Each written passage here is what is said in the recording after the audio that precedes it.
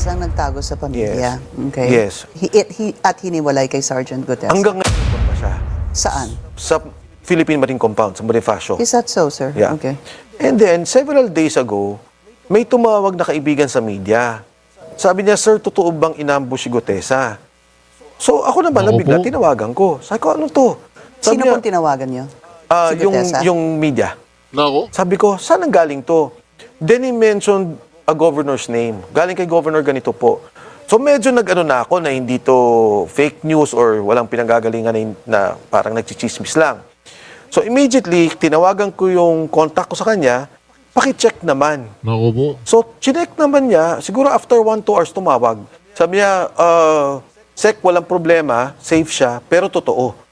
May nahuli ang Marines na umaaligid sa kanya. Hindi namin alam kung ambush, hindi namin alam kung stakeout. Sorry, sir. You said he's in the compound of the Marines. Yes, He has been there. he has been And there. then now somebody had actually told you somebody from the media that he was ambushed. Yes. And then now you're saying that yung contact niyo po sinabi na may umaaligid sa kanya sa Yes. Marines? Yes, Sa somewhere daw compound ng doon. Marines? Yeah. Alright, reaction. TVPH nagbabalik. Reaction. Napakaganda po ng pag-uusapan natin yung mga kareaksyon. Mantagin po ninyo mga kareaksyon. Ito pong si Congressman Defensor, Mike Defensor. Hindi na talaga papipigil mga kareaksyon dahil si Gutesa daw ay nandoon lamang kasama ang mga Marines at marami pa raw lalabas. Lalabas po na mga testigo kasama ni Gutesa. Pakinggan po natin ito mga kareaksyon. Wag na po nating patagalin. Point with former Congressman Mike Defensor who Bravo. introduced Gutesa to Senator Marcoleta. Congressman, good to see you again. Thank Yes, you for thank your you, time. Piggy. Thank you also for having me here. Quick reaction, the Manila RTC Executive Judge Icasiano Cis. Ang umpisa nito, Antimano yung tinatawag na notaryo na. Antimano notaryo na. Si ito si Pinky. Notaryo na si Pinky Wave. Wala lang, hindi na niya patatagalin. Notaryo kaagad. Notaryo ito, mapanggan po natin. Notaryo kaagad to. Wala nang patumpik-tumpik pa, Pinky. Control scandal, a Manila court found the sworn statement of Senate witness Orly Gutesa was falsified as it contains the forged signature of a notary public. The former Marine earlier made headlines after claiming to have delivered cash-filled luggage Nako. to resigned Congressman Zaldico and later Representative Martin Romualdez. What does the court's ruling mean for the credibility of Gutesa? Nako Let's po. get on point with former Congressman Mike Defensor who introduced Gutesa to Senator Marcoleta. Congressman, good to see you again. Thank Yes, you for thank your you, time. Piggy. Thank you also for Pinapasada po lahat ni Mike Defensor lahat ng mga istasyon kahapon. Nandun siya sa saan? Sa TV5 ba? Ngayon, nandito na siya sa Bilyonaryo. Bukas, nandito na siya sa Reaction TVPH. Kokontakin ko po yan mga ka-reaction. Huwag po kayo maglala. I-interview natin yan. Magsimula sa ulo hanggang sa talampakan. Gigisayin natin yan si Congressman Mike Defensor. having me here. Quick reaction, the Manila RTC Executive Judge Icasiano Sison looked into / investigated this notarized affidavit of Sergeant Gutesa and basically said that the document was falsified. The signature was not the signature of Attorney Pechi Espera. Naku po. Okay, first of all, si Attorney Pechi Espera, employee ng BJMP.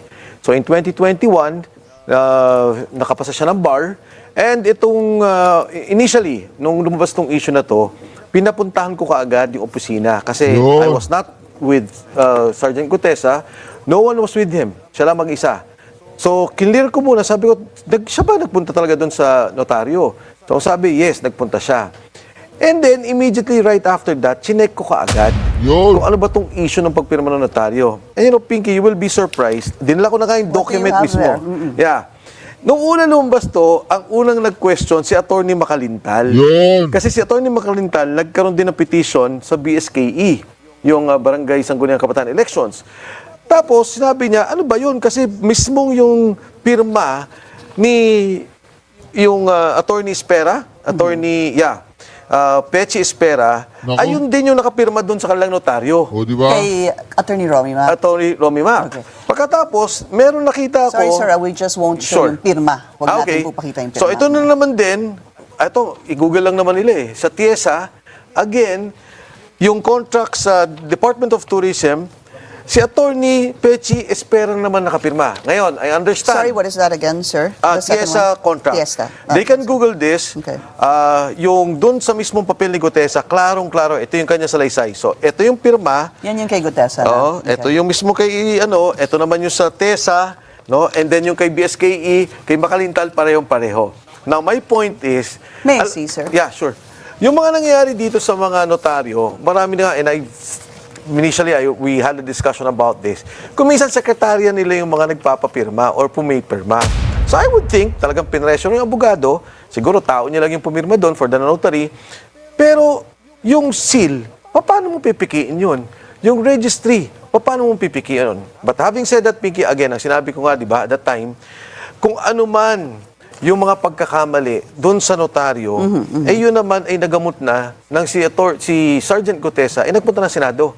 At nagkaroon ng under oath statement, binanggit niya yung mismong balangkas nung kanyang salaysay, and it's there. Yan din yung lumalabas dun sa under oath statement niya sa Senado. Pero ngayong hapon, and I'd like to thank the Department of Justice, they already said, Yes.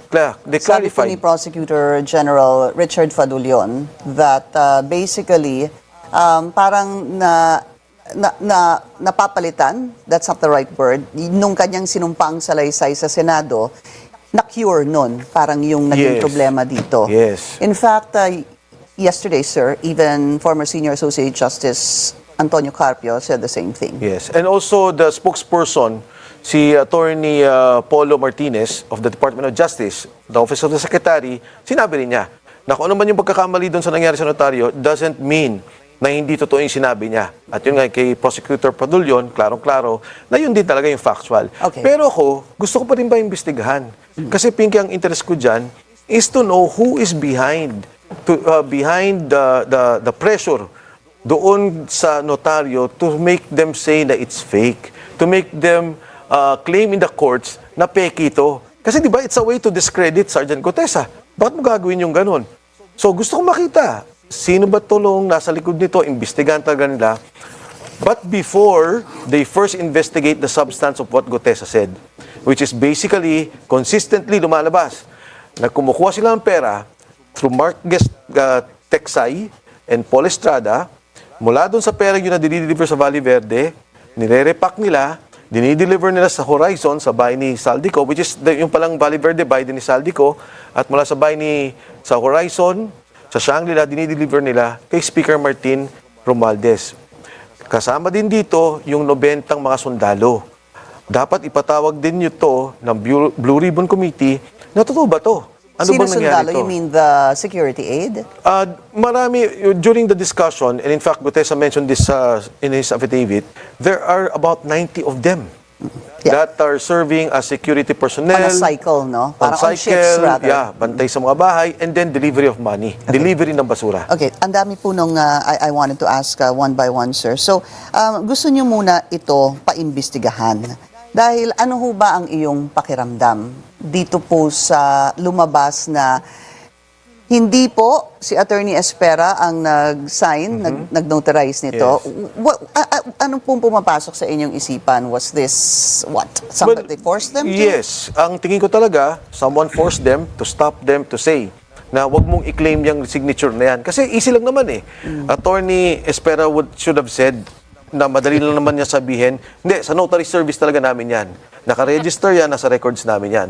Pero to say and to claim na falsified yung aking notarial service, medyo, malicious para sa akin yon. Tama. Medyo inaanggulahon nila yon. Ginagawa nila ng script na yung ginawa ni Gutesa, totally mali. Okay. Totally Congressman falsified. Mike, who do you think is behind this? Yung mga binanggit niyang pangalan. Well, of course, si Congressman Saldico, I'm sorry, kaibigan ko siya, pero ito para sa bansa to. Ito mangyari, napakamali. And syempre, si Speaker Martin Romualdez. Ito naman yung dalawang taong binanggit niya eh. So you think either one or both of them are behind this? Yes. Pangalawa, as I've said, pagka lumalim ang investigasyon nila doon sa mga taong involved, kasi may sinabi Sergeant Gutesa, sabi niya, Sir, every week may nagdi-deliver ng pera. So iniipon yun, binibilang, tapos nagdi-deliver kami. Almost 3 times a week, may group chat kami. So ang tanong ko sa kanya, saan ang gagaling yung perang yon? Tama. At ano yun? Sabi niya, sir, hindi ko po alam. And he only mentioned at the time, Congressman Eric Yap. Kasi daw nagulat siya, 45 luggages Naku po. having 48 million each. Ang question ko nga paano mo nalaman 48 million? May nakasulat daw, di ba? sa May luggage. post-it. Pero sinabi niya mismo, sir, binibilang nakikita namin. Ngayon, sabi niya, sir, yung isang bag na gayon, kasya ang 48 million. At siya rin ang nagkwento sa akin, medyo may edad na rin ako, ngayon ko lang nalaman, yung 1 million pala, 1 kilo. Naku So, po. 48 million ang is ang weight.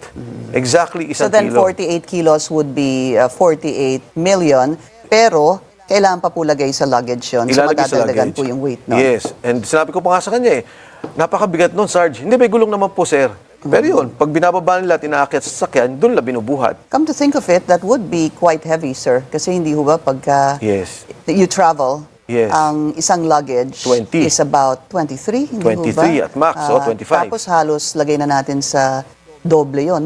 Kasi kung 48, Yes. 48 kilos plus the weight of the luggage, let's put it at 2 kilos or 3 kilos. Yes. It's almost the same, 51 kilos Tama. versus...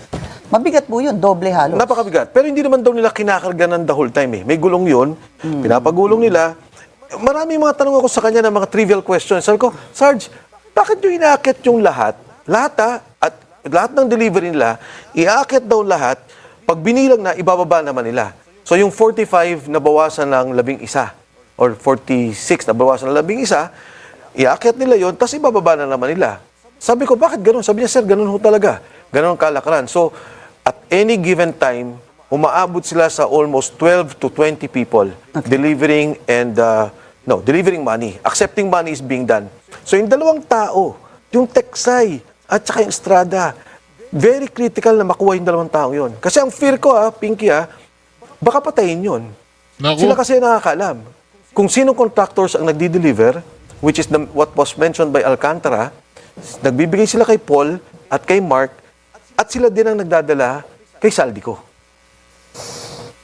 You want this investigated because you feel either Zaldico or former Congressman Zaldico and or Congressman Martin Romualdez are behind this issue of saying that hindi ito yung pirma ni Attorney Espera. Espera. Tama. However, sir, in the ruling or the decision of the judge, Icasiano Sison, meron din pong gusto siya na nakasulat ito. The order is that this is now being referred to the DOJ for further investigation. So gusto po ni Judge, si Manila RTC Executive Judge, DOJ, imbestigahan niyo ito.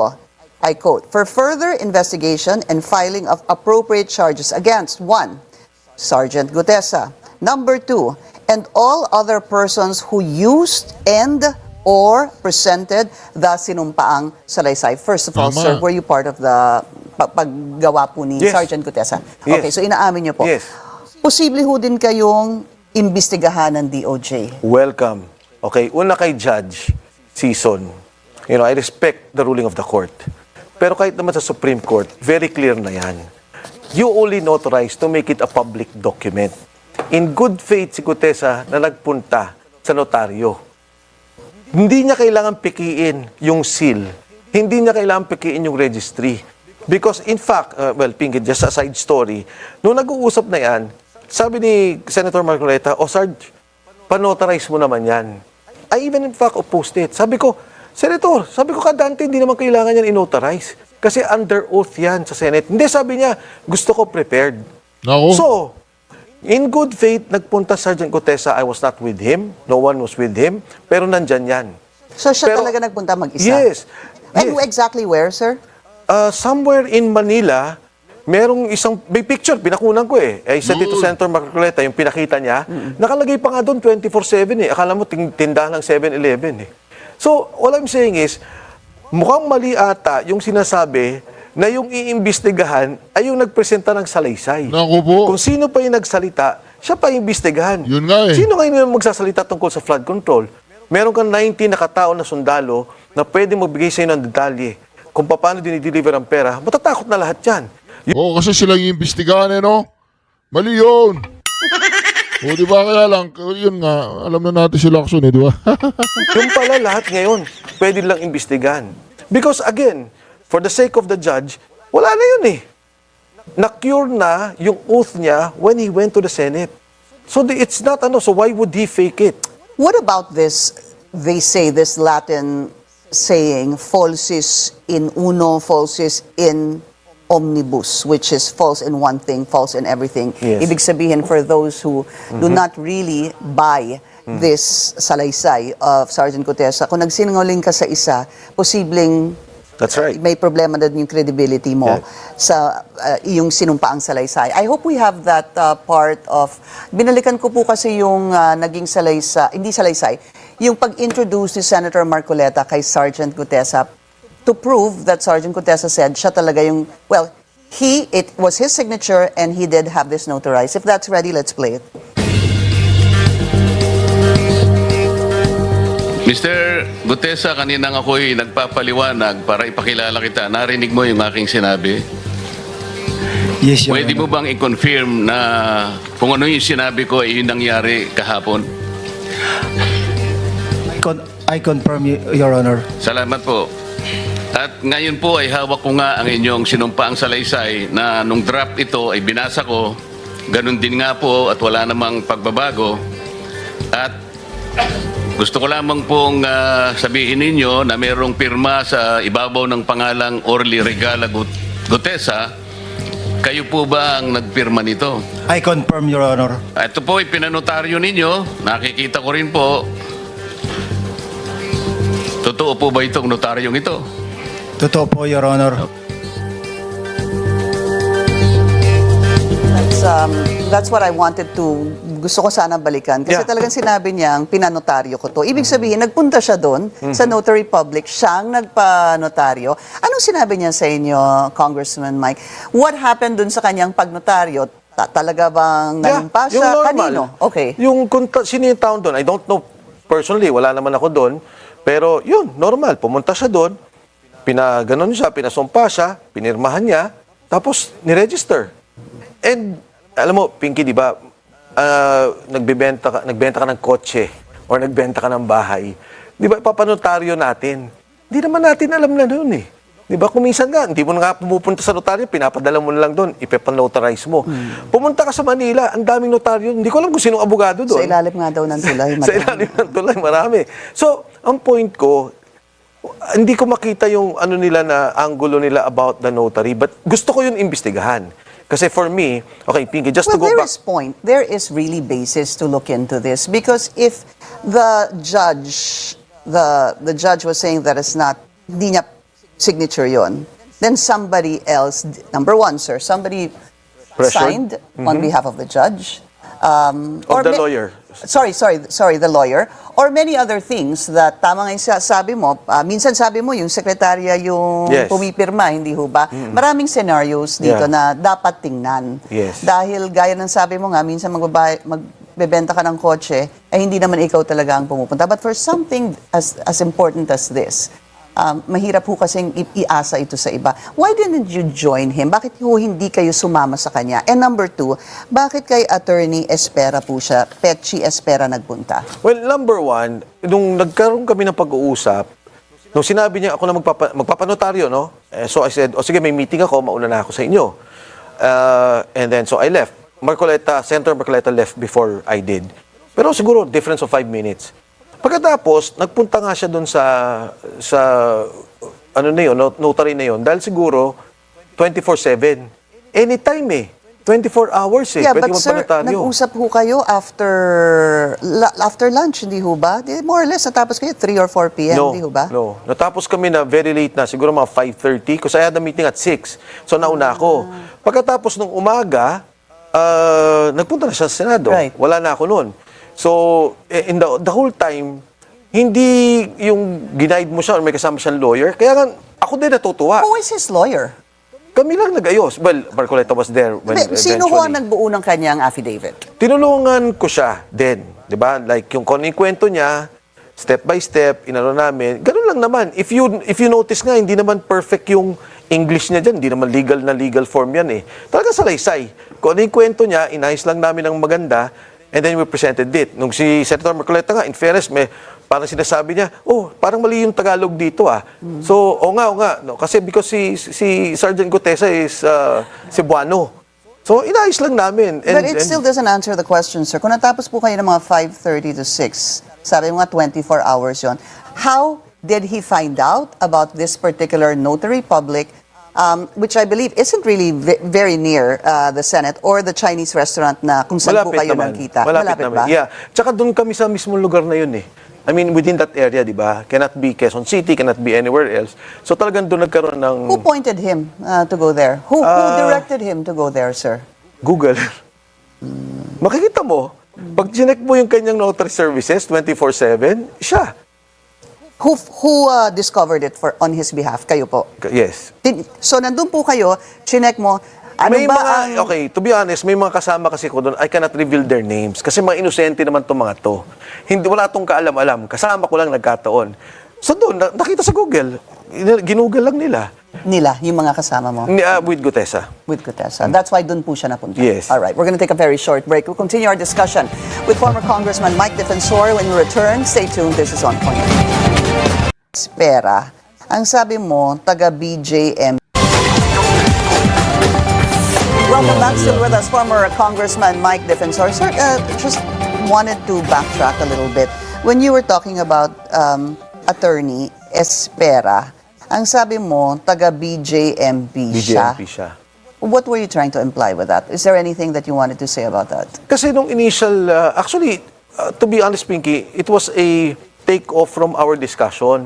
So, chinek ko kagad, sabi ko, sino kaya itong notary? Na-check ko, Attorney Espera, at siya pala ay pumasa sa BJMP. Nagtatrabaho siya, siguro habang nag-aaral siya ng abogasya. So 2021, pumasa siya ng bar. Habang nagtatrabaho, you mean? Nag-aaral siya ng Yes. abogasya? Okay. Habang nagtatrabaho, nag-aaral siya ng law. And then eventually nga, napasok siya dito sa law office na to na merong notarial service. Kaya nga, ayoko rin naman siyang gipitin na para bang, bakit nyo sinasabing hindi totoo yan? Kasi feeling ko may pressure sa kanya. Diba? The BJMP is under DILG.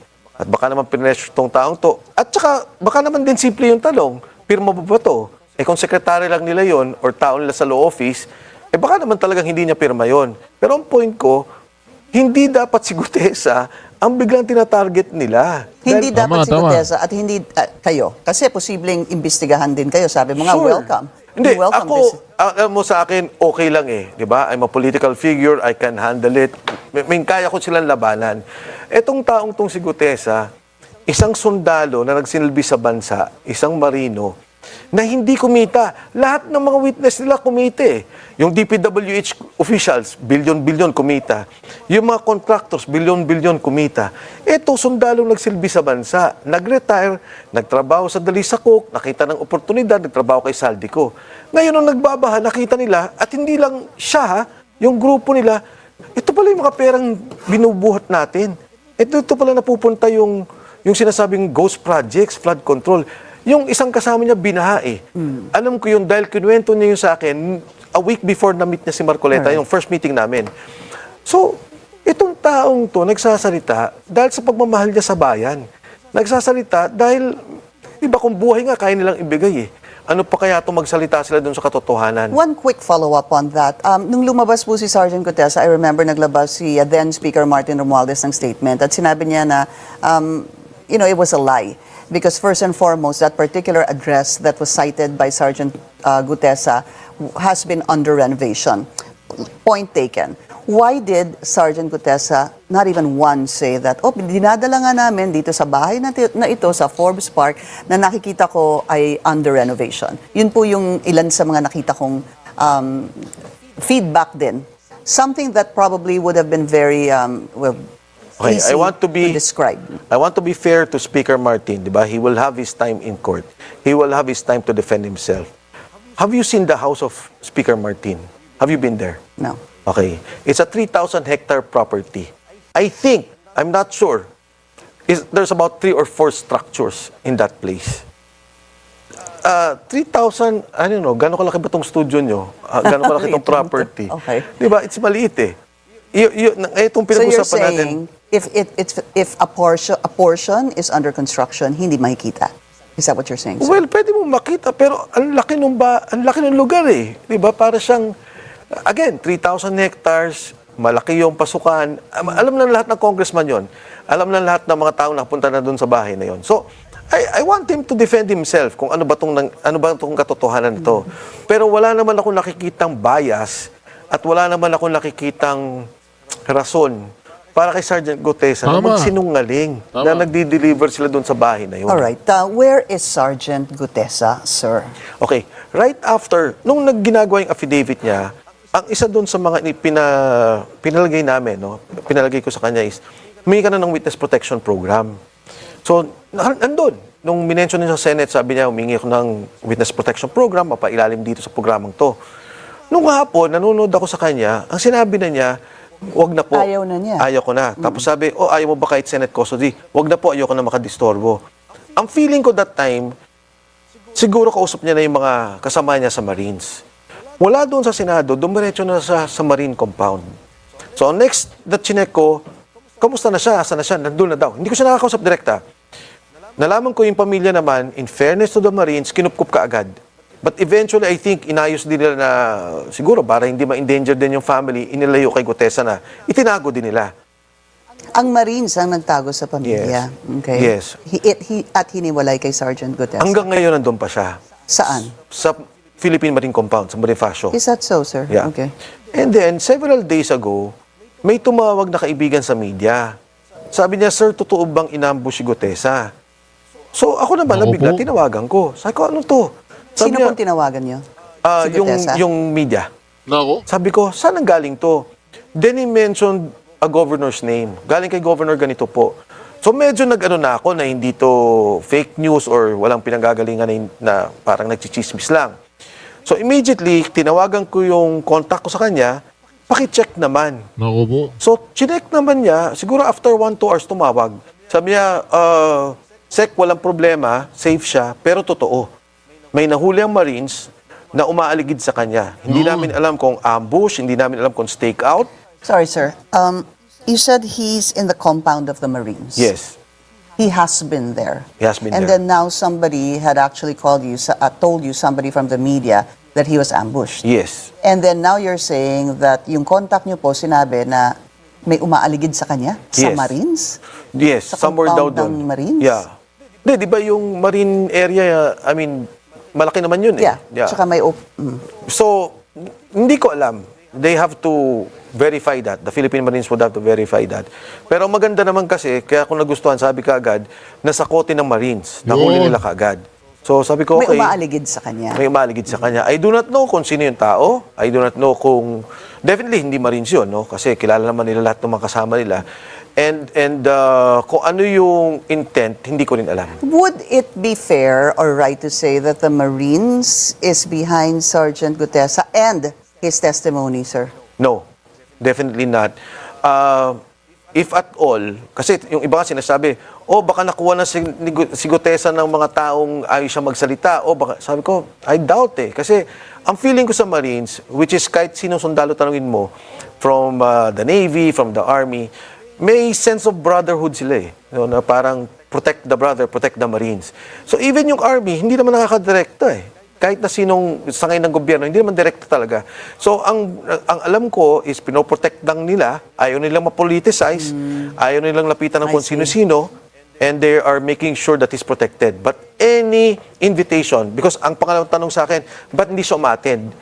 Because he was never invited. Tama. Okay. Never. And but according to Senator Ping Lacson, once he is again appointed as Blue Ribbon Committee Chairman, he will call on Sergeant Gutesa. And in fact, dahil hindi daw siya found sa address that is stated in his affidavit, he will ask for help from you Yes. or even Senator Marcoleta. Has Senator Ping Lacson reached out to you, sir? Not yet. Even si Secretary Ombudsman Boying Rimulya also mentioned that.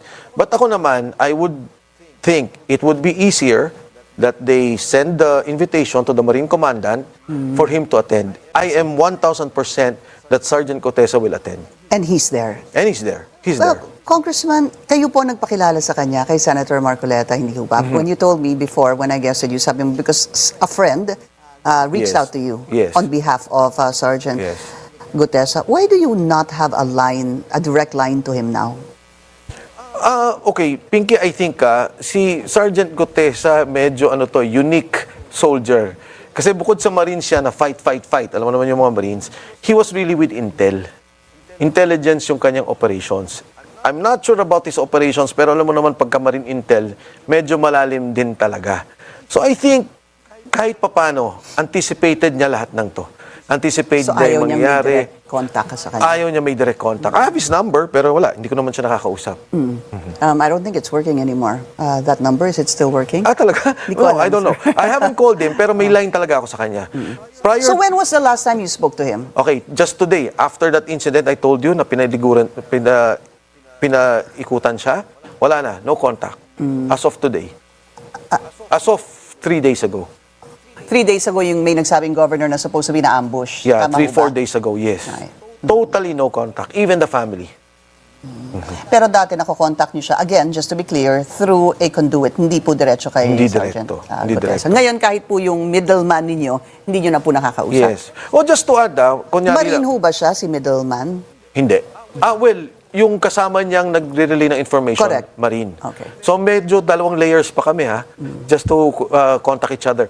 Nung unang nagpunta siya ng DOJ, ang akala ko kasi kailangan niya ng lawyer. Kasi tinanong ko kagad Senator Marcoleta, bakit wala siya doon sa DOJ? Ang sagot ni Senator Marcoleta, ang nangyari ata was, si Secretary Boying at saka si Gutesa nag-usap. Sabi ng Secretary Boying, pumunta ka bukas para doon sa Witness Protection Program. So, sabi ko, ganun pala yung nangyari. So, I was preparing for him na may lawyer na talaga. But the message I got, huwag kang mag-alala, the Marines will protect him. Not only for security, even dun sa legal niya, they will help him. They will assist him. So, you are sure that once invited by the Senate Blue Ribbon Committee, he will again show up? Yes. Kung kailangan man siya sa ICI, kung kailangan man siya sa DOJ, and of course, dun sa Blue Ribbon Committee. Sakaling kayo po patawag ng Blue Ribbon, would you also be Oh willing yes, to go? definitely. Definitely. Ako lang naman, Pinky, ang request ko lang naman kay Senator Ping, kung maaari sana, unahin namin to sila Teksay, sila Paul Estrada, at saka tong mga 90 other personnel na involved. Yung Yun. itong notaryo, okay naman habulin din natin, di ba? Important din talaga to. Ang worry ko lang kasi, yung pera nawawala na Kung sino man nakakuha ng mga pera, nagnakaw sa gobyerno, baka nakakatakas na. Di ba? Habang tumatagal yung issue, of course, we're building evidence. Pero sana, Okay. and I'm hoping na magkaroon talaga ng emergency powers, mas stop muna lahat to. Walang lalabas na pera mula dito sa mga taong pinag-iisipan at tinitingnan na maaring may problema at involved sa nakawan ng pondo ng gobyerno. Tama. Former Congressman Mike Defensor, sir, thank you so much for your time. Nako, ito naman po si Redon. Pakinggan po natin si Redon. Sige, pakinggan muna natin si Kong Terry rin doon. Sige. Kong Terry, ano po masasabi ninyo? Well, effectively discredited po yung affidavit ni Orly Gutesa. Nako. Pero siyempre, nagpakita rin siya doon po sa Senado. So, yung pong bahagi po ng Senate testimony po niya will be part of the Senate record and that will be subjected to further scrutiny. So, siyempre, ano na ho ba yung nangyari after that, no? So, may mga pinangalanan siya supposedly ng mga kasama niya na may alam din po nung pong nangyari, no? Na sinasabi po niya sa kanya po affidavit and testimony. Pero yung dalawang mga personalidad po na pinangalanan niya, I think made a flat rejection and denial of what he actually said, no? So, hopefully, yung pong dalawang mga personalidad po na ito ay magpunta rin sa Senate hearing to basically challenge and rebut what Orly Gutesa had actually stated during the Senate hearing. Magkaibang bagay yan Magkaibang bagay yung sinabi ng court na falsification po ng affidavit. Magkaibang bagay yung pagsasalita po niya under oath sa Senado. No? So, I don't think that was ever a question. No? So, yun po. Moving forward, yung po mga binanggit niya na supposedly naglabas din affidavit, may mga litrato tayo nakita nung nakaraan, dapat maisalang din po yun to basically rebut under oath yung po mga binanggit po ni Orly Gutesa. I think subject siya to falsification. Falsification of a public document. Yun. Ayun. Sinasabi natin. Well, kasi nga naman, ganun ang nangyari, no? Pero teka lang, Mula ba nung naglabas ng statement si Attorney Espera, parang hindi pa rin siya lumalabas, ano? Hindi pa, hindi ka nagpapakita eh. Hindi nga eh. Oo. Ang totoo, hindi nga siya statement lang nilabas niya, eh, no? At hindi rin niya sinasabi na Oo. hindi ako akin yung pinakitang opisina. Oo na nga, oo. Hindi po sa akin yan. Hindi niya sinabi yun. Wala, oo. Diba? Yun pong may pirma dyan pangalan. Hindi ko po sekretary yan. Wala Oo. siya sinabi nun. Yun hong stampad dyan. Ay, hindi po akin yan. Yung mga Oo. dokumento doon. Hindi rin niya sinabi yun. Oho. Oo. Hindi ba? Walang ganon. Oo. Kaya nga, Ang sinabi lang niya, yung nandyan nung hindi ko yan pirma. Hindi akin yung Hindi pirma. nga yung pirma. Kaninong pirma yan? Yun. Kaya sinabi ba niya, hindi ko po alam kung sino. Eh di siguro kung kasi sabi nila imbestigahan daw na executive judge ng ng Maynila. Oo. Eh di patatawag din yung mga sekretarya ni attorney. Dapat. Yung typing yung gumagawa ng yung nagta-type doon, di ba? Kaya lang kasi, ang nilabas nila, hindi yun ang pirme. Talaga namang hindi yun ang pirme. Dahil yun nga yung akusasyon na Oo. yung opisina mo na notaryo ay hindi ikaw talaga pumipirma. Ayun. Diba? Yun naman ang... Yun naman talagang claim mula simula. Oo. Lalo na nga nung lumabas Yes. naglabas ng statement si attorney Espera. At naglabasan yung iba pang notaryo na Yun. galing sa opisina niya Oo. na puro hindi rin pala niya pirma. Ang tanong ngayon dito, pati ba si kung Senador Marcoleta kakasuhan din? Mukhang yun ang gustong sabihin. Ganon? Lahat daw nang nasa sangkot dyan Kasi meron pa raw anyang video na nagpapakita ng CCTV na ito pala si Gutesa pumunta Oo. alas 8 pasado sa opisina ni Senador Marcoleta. Oo. 30 minuto nakalipas, nag-stay siya doon, tsaka lumabas, papunta ng kanyang Session hall. Session hall. Oo. Ay, teka lang. Siyempre, naghintay. Ayun nga. Hindi, teka lang. Ano masasabi ng DOJ? May sabi na ba May siya? sinabi. Oh. Ganun ba? Pwede bang makasuhan si Senador Rodante Marcoleta? At yung iba pa? At yung, hindi, si Senador Marcoleta lang muna tayo. Sige. Sapagkat Ah, siya ang yung sinasabi natin. witness niya. At siya yung naglabas. Surprise Ako po. witness niya ito si Gutesa. At siya yata yung nagsabing ipanotaryo mo. Yan, oo. Ipanotaryo mo. Oo. Bago ko tanggapin yan, pinakamabuti niya, ipanotaryo mo yan. Oo. Ay, sige nga. Meron tayo, ano? Ano sabi ng DOJ? Nandyan ba? Sige nga, panoorin natin. In any case, no, in any proceeding or case that involves parties, mga akusado lang po or yung mga parties lang ang liable in the event that they are found guilty. Okay, in this case, the affidavit was found to be falsified. As far as we know, si Corte Gutesa lang ang party involved. So Senator Marcoleta, insofar as his involvement in the Senate proceedings, Senate hearings is concerned, this has nothing to do with Orly Gutesa's case, which happened to be decided in court. So again, I emphasize or re-emphasize that you have to make distinctions between the agencies, the government agency, the bodies conducting whatever hearing there is, and rendering the decisions. So Senator Marcoleta, not being a party to that case, we cannot speak for him. But in the same way, we cannot speak for the Senate, for the Congress. All we're saying is kapag may kaso sa court, sa hukuman, nag-render ng desisyon ng huwes, yung mga partido lang na kaakibat dun sa kaso na yon, ang ma-render guilty in the event that the court judge does say so. Yeah. So, yun. Hindi pala pwedeng, Patutunayan nilang si Senador Marcoleta nagpagawa ng stampad.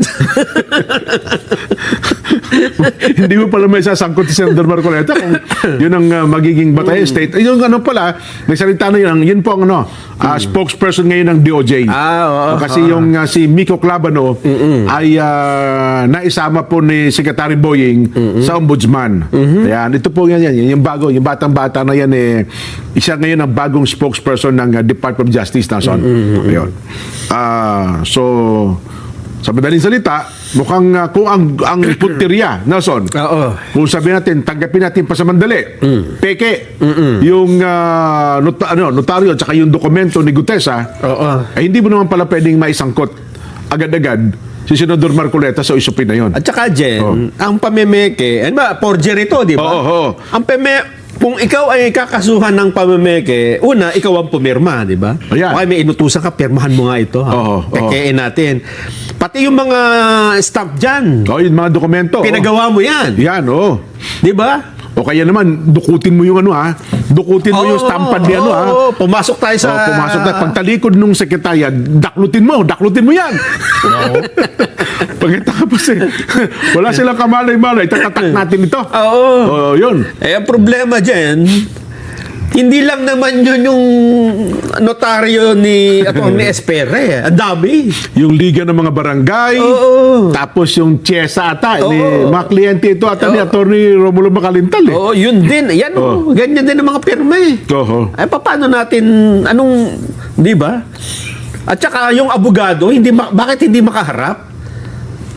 Kasi hindi niya itatanggi na yung mga gamit na yan, yung seal. Oo. Meron pang documentary stamp. Oho. Meron pang... Pati yung dry seal, Nelson. Oo. Hindi lang natin kita sa TV, pero sabi ng Senador Marcoleta, may dry seal daw yan eh. Yes. Paano mo ngayon may itatanggi yan na hindi sa'yo yan, di ba?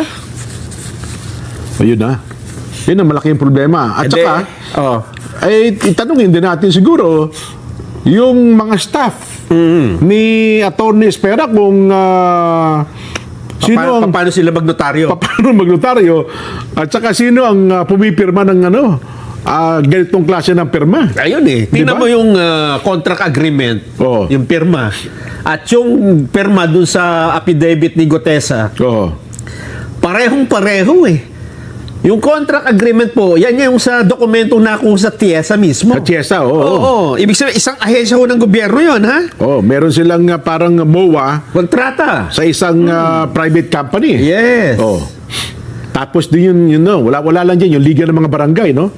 Oh. Paano mo ipapaliwanag yan?